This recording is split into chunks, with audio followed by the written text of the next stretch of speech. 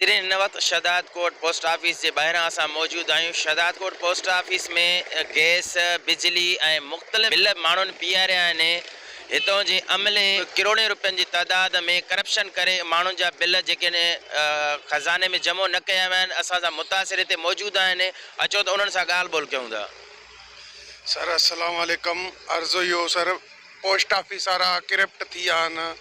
25,000 हिक मां पीआरिया मां कटिजी न आया आहिनि जेके असां वटि मेन सबूत मौजूदु आहिनि। इन खे 5 महीनो आहे।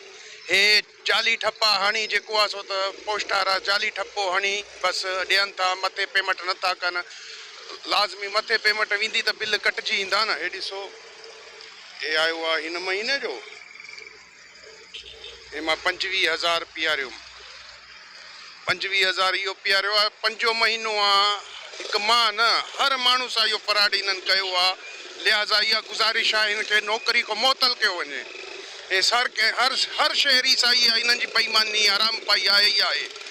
ईअं ई न थींदो आहे। शहरगिरी आहे। पोइ सरकारी इदारो जो असां सां ईअं करे पोइ ग़रीब आवाम वञे काॾे। असल में ईअं आहे त हिते कल्ह 1 तारीख़ खां वठी मुंहिंजो मुसलसल अॼु ॿियों ॾींहुं अचणु थियो। शहरी कल्ह बि हिते दाऊं पिया कनि त गुज़िरियल महीने वारी जेका असांजे बिलनि जी पेमेंट हुई उहा हिते जमा था कराए वञूं। हितां जा अमले जा जेके अमलदार आहिनि उहे पैसा खणी पंहिंजी ज़ाती जेको आहे सो अख़राजात में ख़र्च था करे छॾनि। पोइ वरी जॾहिं कोई अची दांह थो करे त पोइ उन्हनि खे चवनि था त बाबा अहिड़ी ॻाल्हि न आहे, असां भरे था ॾियूं। हिकिड़े माण्हू खे 4,500 भरे ॾिनऊं। हुन हिते लुड़ कयो, गोड़ कयो त हुनजे हुन एहतजाज करण ते फौरी तौरु हुननि 4,500 रुपया भरे ॾिना।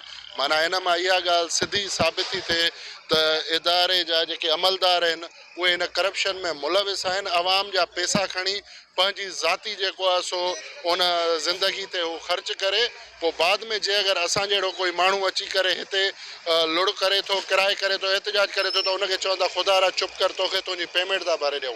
असां आला इदारनि खां घुर था कयूं, मुतालबो था कयूं त हिन अहिड़ी ज़ालमाना जेको आहे सो करप्शन जी जांच करे हितां जी आवाम सां इंसाफ़ कयो वञे। उन्हनि जे मथां जेका डिडक्शन लॻी थी अचे बिल न अदायगी करण जे लाइ उहो बि हिन करप्ट अमलदारनि खां वसूल करे आवाम सां इंसाफ़ कयो वञे। न त असां शहदाद कोट जा शहरी भरपूर एहतजाज कंदासीं हिन करप्शन जे ख़िलाफ़, हिन करप्ट अमलदारनि जे ख़िलाफ़। अदा हे असां बिल जमा कयासीं 2 महीना 3 महीने असांजे मस्जिद जो हुयो। असांखे जुर्माना हणी विया। अञा बि हे 2 महीनो 3 महीनो असांजा बिल नथा जमा करनि। ॿियों ॾींहुं 3 ॾींहं मां इहे अचां थो, चवे थो 2 बजे अचे, 3 बजे अचे। पोइ असां अचूं था त बंदि करे वञनि था। जो 38,000 हुआ, 36,000 असां ॾिनासीं। पोइ बि हिन टेमनि जो असांजो इहो ई हाल आहे। हाणे पोइ कीअं करूं असां? मसइलो इहो आहे त पैसा जमा करायूं था, हिते ई जमा कोन कनि था, मथे उन्हनि मोकिलनि नथा। मसइलो इहो ई आहे। असांजो मुतालबो आहे त पैसा भराए महिरबानी करे जमा कराए वञनि। हिते गैस वारा पंहिंजी चार्जिस आणनि था ऐं ही पैसा कटनि कोन था। असां पैसा पीआरियूं था लेकिन ही मथे मोकिलनि कोन था। तो करे 30,000 रुपया बिल कटण, 15,000 जमा था करायूं, पोइ बि कोई बि नथो कटे साईं। हे हालत आहे साईं, हे हालत आहे। पोस्ट ऑफिस वारा बि नथा कटे ॾियनि, हो बि नथा कटे ॾियनि। काॾे आया आहियां मीटर लाहे था वञनि, 300 रुपया प्राइवेटेशन माण्हू हिते बीहारिया अथऊं। 300 रुपया मीटर लाइ, मीटर गुम, 30,000 रुपया वरी ॿिया मीटर जा भरियो। अड़े काॾे वेंदासीं? दाद फिराद वारो न आहे हिते को बि। दाद पंहिंजी मुड़सी कयो, रोडनि ते निकिरो। सभिनी खे मां माण्हुनि खे चवां थो गैस जा बिल खणी रोडनि ते निकिरो। जेसिताईं तव्हां न निकिरंदव हे तव्हां हशर कंदा, तव्हांखे गिलींदा, तव्हांखे मारींदा, तव्हांखे कंदा। इहो सभु माण्हू आहियो, तव्हां लखे माण्हू निकिरो। मुंहिंजो नालो अली हैदर गोपांग आहे, सब ज़ोनल मैनेजर शहदाद कोट आहियां, सुई सदन गैस कंपनी में। काफ़ी कस्टमर 2-3 ॼणनि खां अचनि था पिया, बिल पे थियल खणी था अचनि पिया। उन्हनि जा बिल, उन जी पेमेंट पोस्ट ऑफिस वारनि कई न आहे। हाणे असुलु मसइलो आहे त उन जी ज़िमेवारी त उन ई इदारे ते आहे जेके पेमेंट वठे थी। असांजो उन सां को बेड़ो कोन्हे। इहो सॼो मतिलबु कॉन्ट्रेक्ट आहे, उनखे पेमेंट मिलंदी आहे हर हिकु बिल जी पेमेंट ते। उहो पंहिंजी कमीशन खणंदा आहिनि, पोइ असांजे इदारे खे उहा मोकिलींदा आहिनि। इन सॼी ज़िमेवारी पोस्ट ऑफिस ते आहे। हाणे उन जी माण्हू वटि प्रूफ आहिनि। ज़ाहिर आहे माण्हू खे असां इहा सलाह था ॾियूं त तव्हां पोस्ट ऑफिस वारनि खां क्लेम कयो। जंहिं वटि प्रूफ आहे, रसीद आहे बिल जी, बाक़ाइदे स्टैम्प सां पेमेंट हिकिड़ी थियल आहे, त ज़िमेवारी त उन्हनि जी थी जेकी पेमेंट वठे थी, बैंक हुजे या पोस्ट ऑफिस हुजे। सरचार्ज लॻंदी, इन जी पक कोन्हे। इहो सॼो जेको कमु आहे बिलिंग डिपार्टमेंट जो, असां उन सां राब्तो कंदासीं, जेको उन्हनि चयो त उहो ई थींदो। उन जी पेमेंट ते असां उनखे मीटर वापसि हणी ॾींदासीं, जेके असां उनखां पेमेंट कराई आहे न उन बिल्कुलु असां वापसि कंदासीं। छो असांजो कमु आहे, असां उनखे किस्त करे ॾिनी आहे।